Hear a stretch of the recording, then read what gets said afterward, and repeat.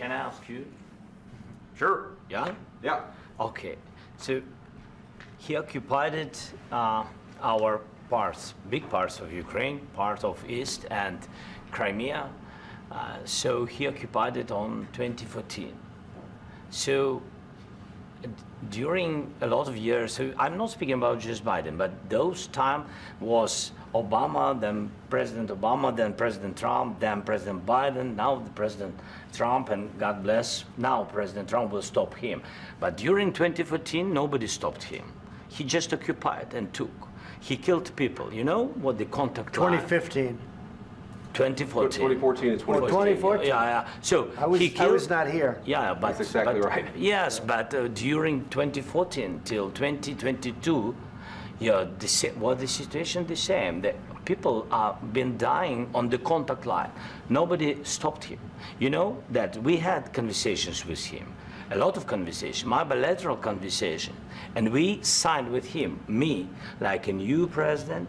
In 2019, I signed with him the deal. I signed with him, Macron and Merkel, we signed ceasefire. Ceasefire. All of them told me that he will never go. We signed him with gas contract. Yes, but after that, he broken this ceasefire. He killed our people and he didn't exchange prisoners. We signed the exchange of prisoners, but he didn't do it. What kind of diplomacy, JD, you are speaking about? What do you mean? I'm talking about the kind of diplomacy that's going to end the destruction of your country. Yes, but if you Mr. President, with respect, I think it's disrespectful for you to come into the Oval Office and try to litigate this in front of the American media. Right now, you guys are going around and forcing conscripts to the front lines because you have manpower problems. You should be thanking the President for trying to bring an end to this conflict. Have you ever been to Ukraine that you say what problems we have? I have been to. Come once. I've actually watched and seen the stories, and I know what happens is you bring them on a propaganda tour, Mr. President. Do you disagree that you've had problems bringing people into your military? And do you think that it's respectful to come to the Oval Office of the United States of America and attack the administration that is trying to prevent the destruction of your country? A lot of questions. Let's start from the beginning. Sure. First of all, during the war, everybody has problems, even you, but you have nice ocean and don't feel now, but you will feel it in the future. God bless. You don't know that. God bless. God bless. You will not have a war. Don't tell us what we're going to feel. We're trying to solve a problem. Don't tell us what we're going to feel. I'm not telling you. Because you're in no position to dictate that. That's Remember exactly this. You're in no position to dictate what we're going to feel. We're going to feel very good. You will feel influence. We're going to feel very good and very strong. You will feel influence. You're right now not in a very good position. You've allowed yourself to be in a very bad position, and he happens to be right about it. From the very beginning of the war. You're not in a good position. You don't have the cards right now. With us, you start having cards. But right now, you don't. You're playing cards. You're playing cards. You're gambling with the lives of millions of people. You're gambling with World War III. You're gambling with World War III.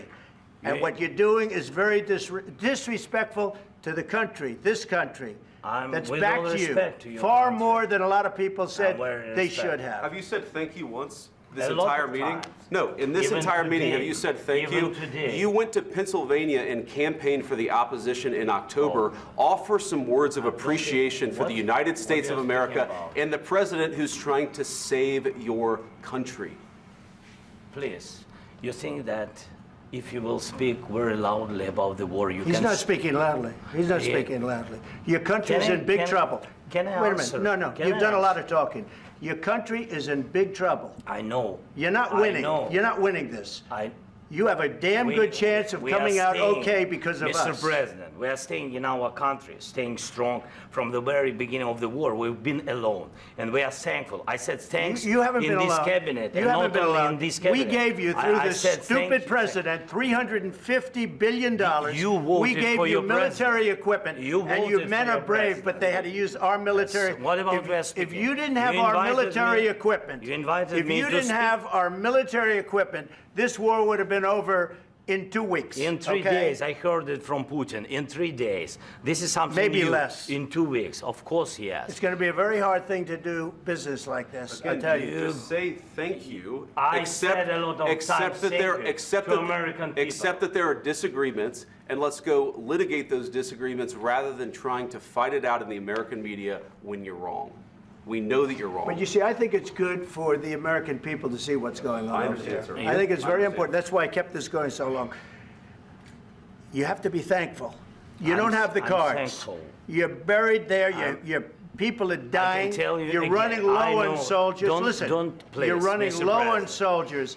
It would be a damn good thing. Mr. And then you tell us, I don't want a ceasefire. I don't want a ceasefire. I want to go, and I want this. Look, if you could get a ceasefire right now, I tell you, you take it so the bullets stop flying and your men stop getting killed. Of course, we want to stop the war. But you're saying you don't want a ceasefire. But I said to you, I want a ceasefire. with guarantees. Because you'll get a ceasefire faster than an agreement. Ask our people about ceasefire, what they think. That wasn't with me. For you what, that wasn't with me. That was with a guy named Biden, who was not a smart person. That was with Obama. It was your president. Excuse me. That was with Obama, who gave you sheets, and I gave you javelins. Yes. I gave you the javelins to take out all those tanks. Obama gave you sheets. In fact, the statement is Obama gave sheets and Trump gave javelins. You got to be more thankful, because let me tell you, you don't have the cards. With us, you have the cards. But without us, you don't have any cards. One more question to Mr. Vice President. I'm sorry, here. It's going to be a tough deal to make, because the attitudes have to change. What if Russia breaks ceasefire? What if Russia breaks peace talks? What do we do then? I understand that it's a heated conversation right now. What are you saying? She's asking, what if Russia breaks the ceasefire? What if anything? What if a bomb drops on your head right now? Okay? What if they broke it? I don't know. They broke it with Biden because Biden, they didn't respect him. They didn't respect Obama. They respect me.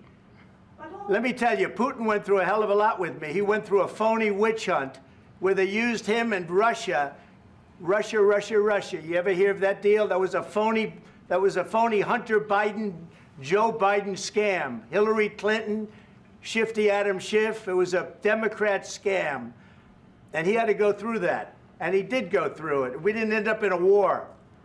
And he went through it. He was accused of all that stuff. He had nothing to do with it. It came out of Hunter Biden's bathroom. It came out of Hunter Biden's bedroom. It was disgusting. And then they said, oh, the laptop from hell was made by Russia. The 51 agents.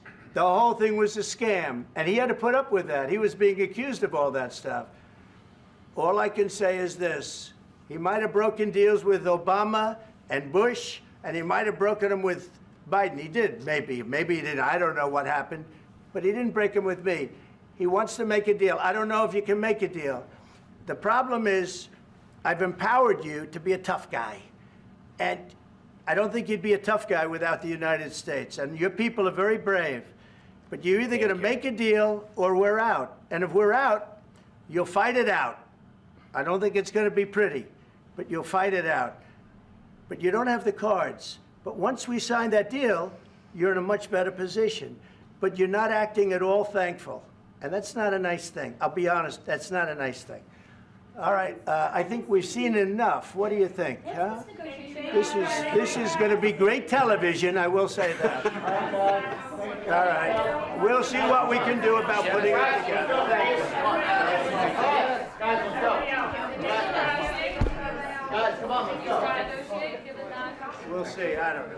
All right, guys. Guys, come on. Please. Hey, come on.